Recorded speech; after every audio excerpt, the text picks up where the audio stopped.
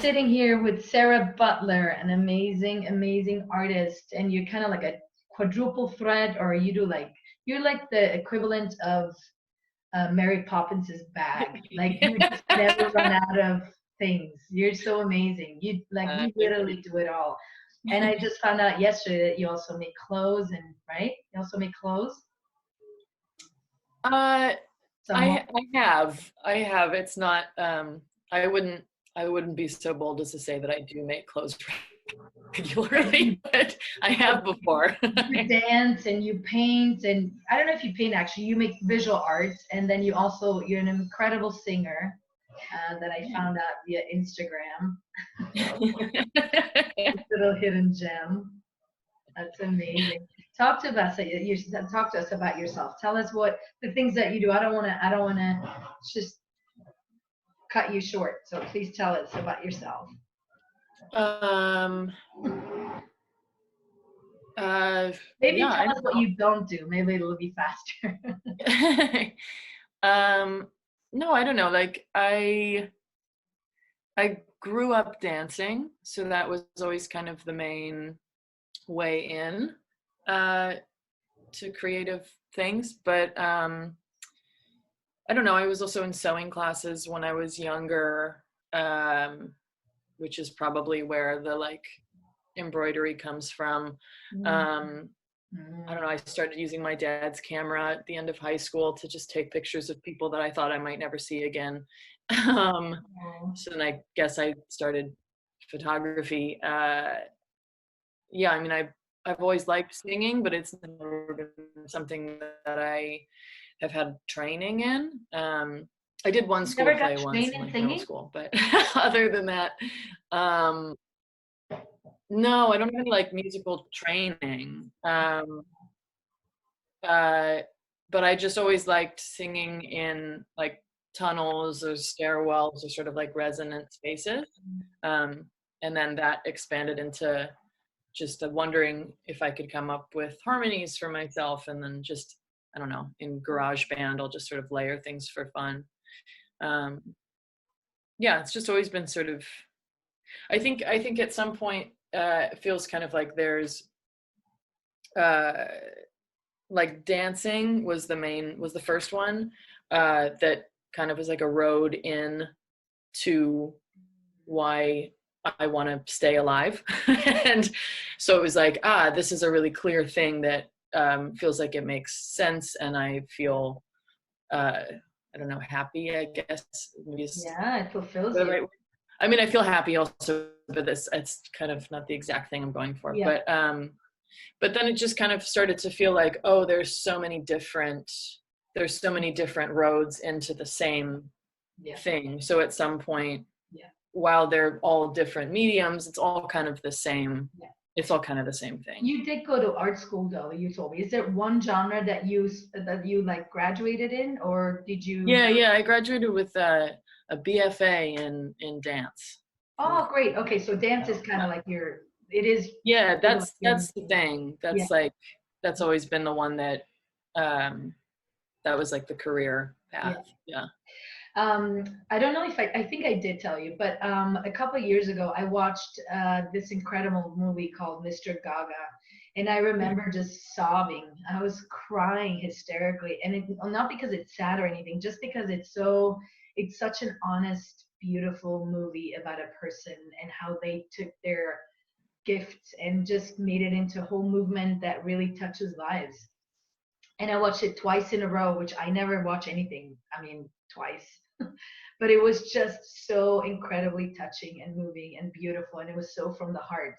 And that's how I stumbled upon your workshop, because you guys, I looked into who teaches Gaga lessons in LA, and there's one place in Silver Lake called the Sweatshop, which you go to, and that's where I found you guys. And you're the lady, I think, who is one of the co-founders, or the founder is even in the movie, and studied with him. And then you guys did this wonderful play at the Jewish Center on Hollywood and here in Los Angeles that was called Sally Meets Stu. Sally Meets Stu, yeah, it was with 8-9. And it actually really, really blew my mind. It was so unbelievably beautiful. It was incredible. And I just fell in love with you guys, like right then and there. I was like, this is so amazing. And since then, I've been running into you kind of like in every corner. And we even live in the same neighborhood, which is pretty funny. Yeah, I was trying to think of actually like how we met, and I Yeah. was like, wait, it was here, and then it was here, and then it was there. I know. It's so amazing. So I was going to ask you, since you already do so many creative ways anyway, is there one specific way that you spend your time now that you're in quarantine, or is this just kind of like another day in Sarah's um, it's interesting. I feel like I've had, while we just said that like dancing was kind of the main thing from the beginning, for me, I've had kind of a hard time connecting to dancing. Sorry, I think my internet is like a little bit wonky right now, but I've found that I've had kind of a difficult time connecting to moving creatively in my apartment. life? And I really, really miss being in a studio and having space and dancing with people, even if it's in like a movement research class where you're very much focusing on what you're doing, but you're doing it with other people.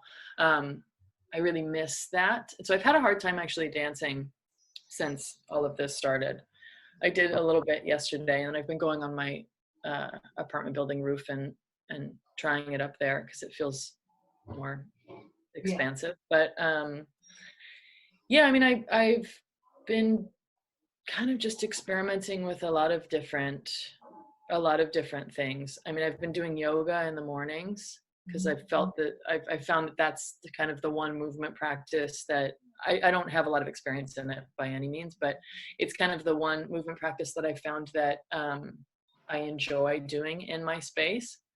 So I've been doing some yoga in the mornings, and then I don't know, it's tough because it feels like there's a lot of external, I've like been talking to friends about this, but there's a lot of external pressure to use your time wisely and be creative and like do something new, and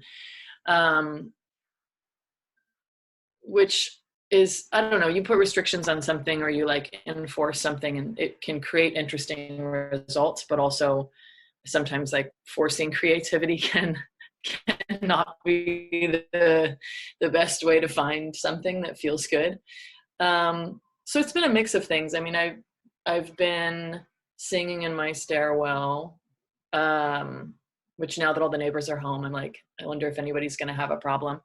I've been doing some embroidery because that feels good in here. And you just, for people who, because it's also going to be a podcast, what does embroidery mean? Like, how do you use that medium?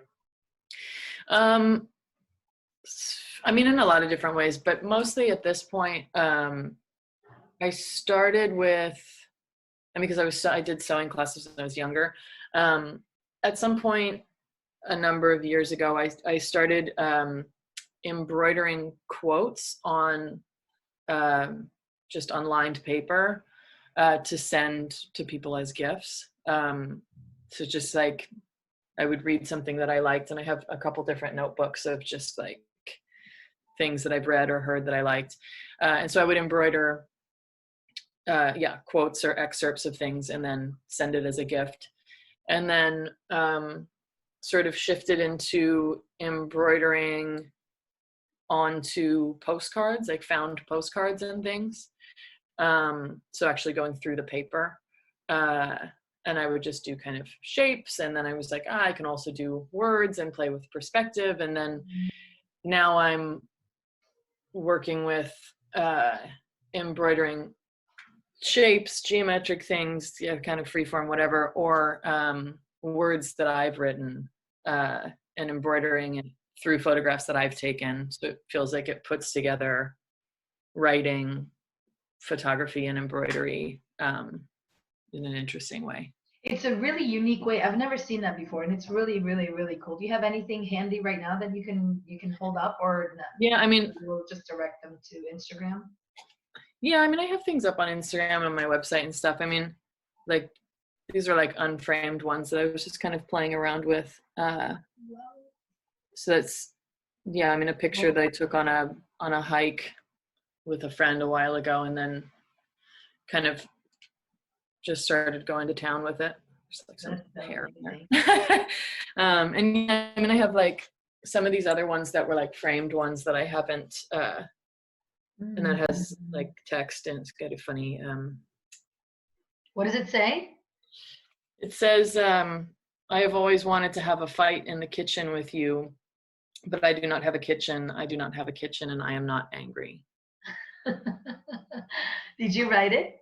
Yeah, I don't have a kitchen, so that's been interesting during this quarantine. Oh, wow. Do you have like a little stove?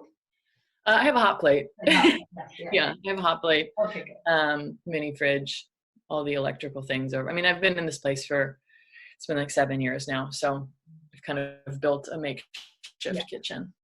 Yeah. But do you feel like this quarantine is like is it like you can't wait until it's over, or do you feel like you're gonna use this time to sort of reinvent yourself, or to just use it to the best of your advantage? I mean, I go back and forth maybe. Like, I don't know that I have the feeling that like I'm going to reinvent myself during this time. Maybe you don't even need to.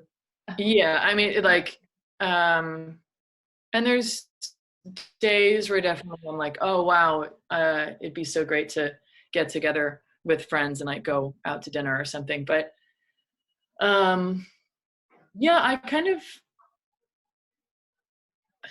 I don't know. I was just talking to a friend yesterday and kind of like, I can't tell if this is like, not that it has to be one or the other, but I can't tell if it's like a bad thing or a good thing that so far during this, other than just like financial stress that kind of looms sometimes, that it kind of just is like, okay, this is the situation that we're in today.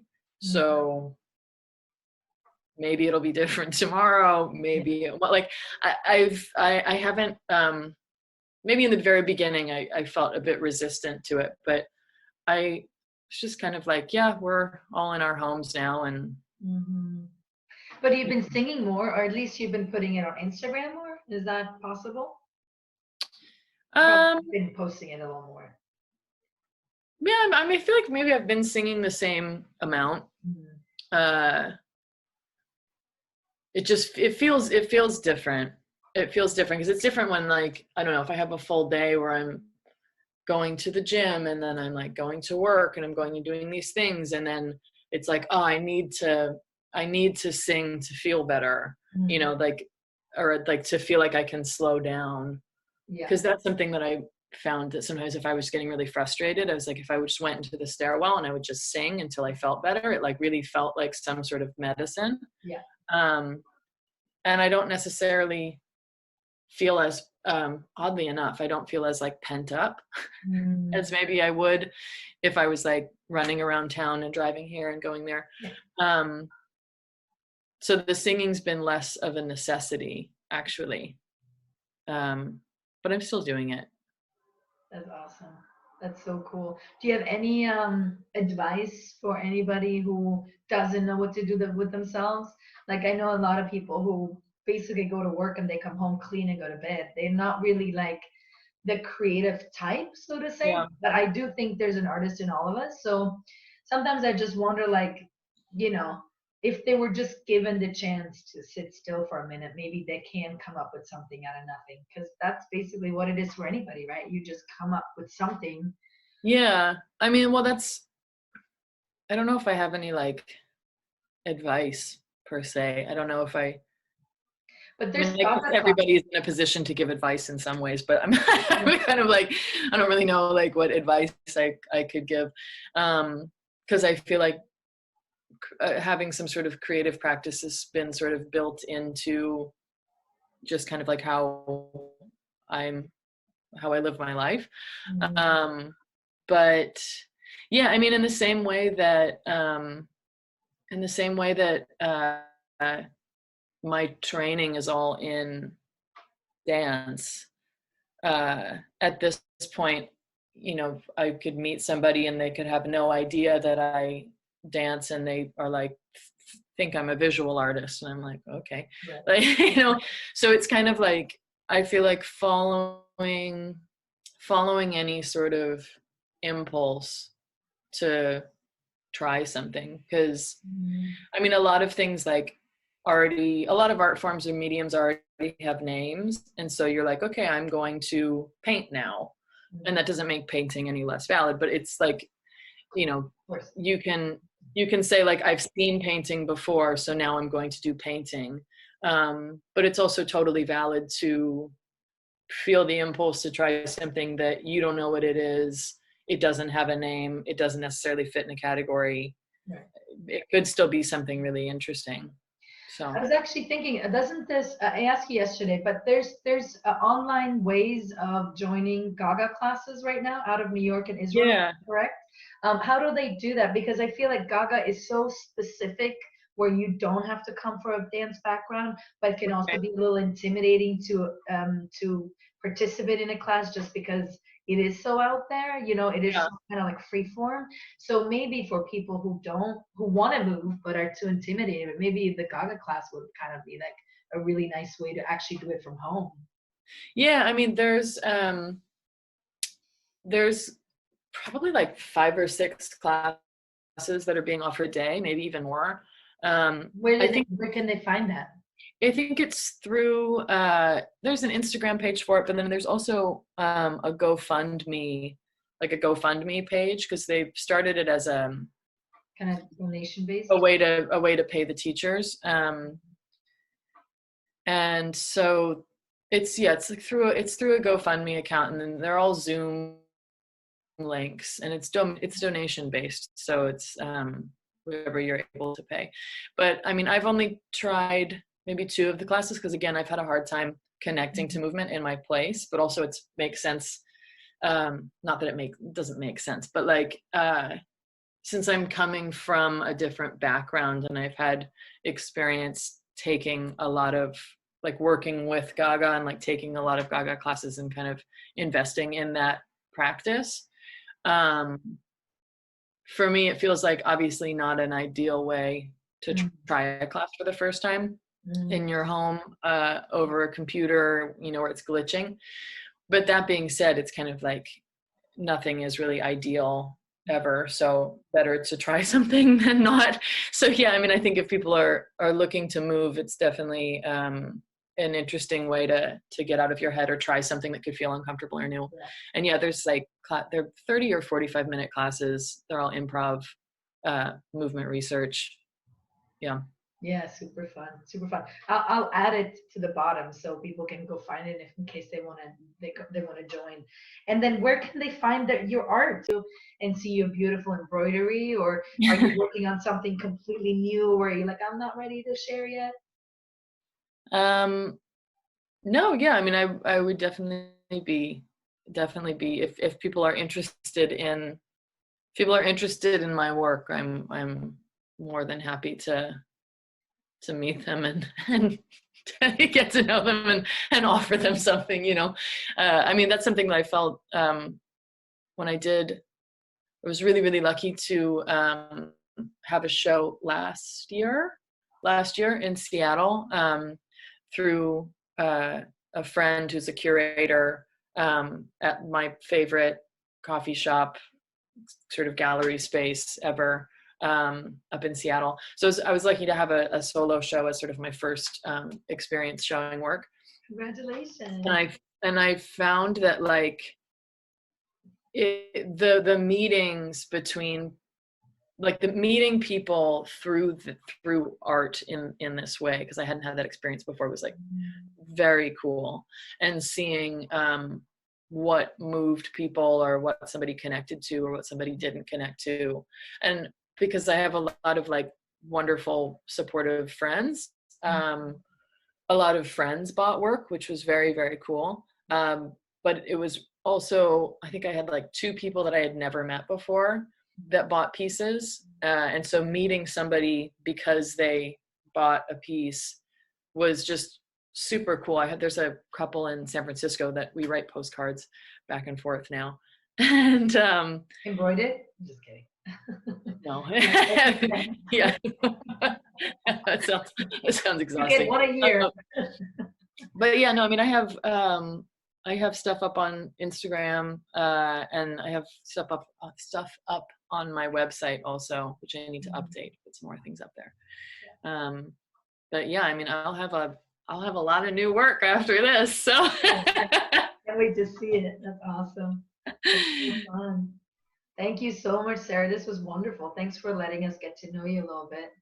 thank you. It's nice to talk to somebody. You on the other side.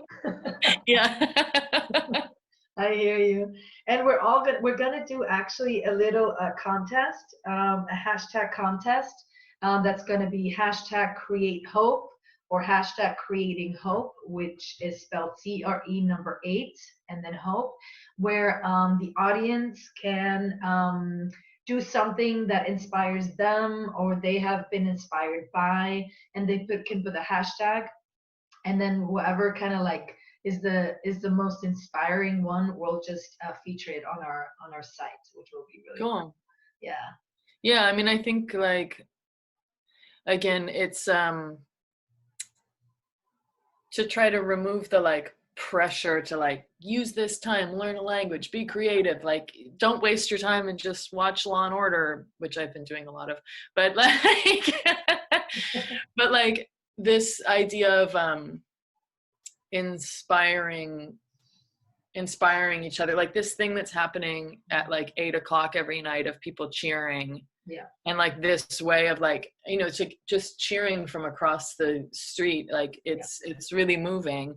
And so it could be very cool if people feel inspired to try something new, not out of a sense of like pressure or the need to execute something, but just to try something new.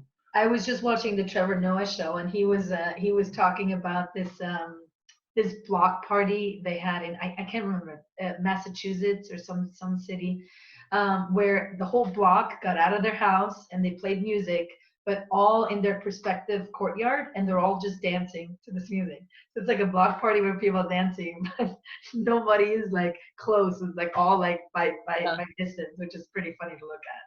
Yeah, But there's I been some love how interesting like silent silent discos or whatever through like people are yes.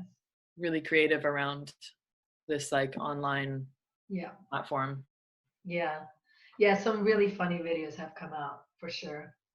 Did you see the one where the guy puts dish soap on the floor and he created their own treadmill? Yeah. Genius. So funny. It's amazing. Yeah. Thank you, Sarah. Thank you so much. This was Thank fantastic. you. I can't wait to see what you're going to come up with. Yeah, me too. It'll be fun. A social experiment. We're sure going to look back on this time and be like, wow, this was epic. Yeah. Yeah, at some point we'll be looking at this and speaking about it in past tense. Yeah. And that will be equally interesting. Yes. Yeah. Yes. Thank you, Sarah. Thank you so Thank much. you. Have a beautiful time, and hopefully I'll see you soon, and we'll see you on Instagram. Yeah, sounds good. Yeah.